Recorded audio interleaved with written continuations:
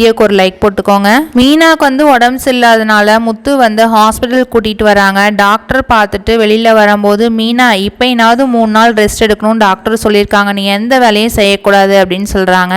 இல்லைங்க, வீட்டில் இருக்க வேலையெல்லாம் அப்படியே நின்றும், அதுக்காக தான் சொல்றேன்னு சொல்ல முத்து இருந்துக்கிட்டு, அதெல்லாம் மற்றவங்க பார்த்துப்பாங்க, நீ 3 நாள் ரெஸ்ட் எடுத்தா போதும், உனக்கு உடம்பு சரியில்லைன்னா யாருமே வந்து பார்த்துக்க மாட்டாங்க, நான் சவாரி விட்டுட்டு உன்னை பார்த்துக்கிட்டாதான் அப்படின்றாங்க. சரிங்க, என் உடம்ப நான் பார்த்துக்கிறேன், நீங்க சவாரியை பாருங்கன்னு சொல்லிட்டு வெளியில வரும்போது ஆம்புலன்ஸ்ல இருந்து கிறிஷ் வந்து வெளியில இறங்குவாங்க. அந்த டைம்ல மீனா பார்த்துட்டு, எங்க கிறிஷ் இருக்காங்க, என்னாச்சுன்னு தெரியல அப்படின்னு சொல்லிட்டு போய் கேட்பாங்க. கிறிஷ் அவங்க பாட்டி அழுதுகிட்டே வந்து, கிறிஷ் வந்து வெளியில விளையாண்டுட்டு இருந்தான், அந்த டைம்ல ஆக்சிடென்ட் ஆயிடுச்சு, கண்ணு வந்து ஃபால்ட் ஆயிடுச்சு, அதனாலதான் கூட்டிட்டு வந்தேன் அப்படின்னு சொல்லிட்டு உள்ள போறாங்க. மீனாவும் முத்தும் உள்ள போறாங்க.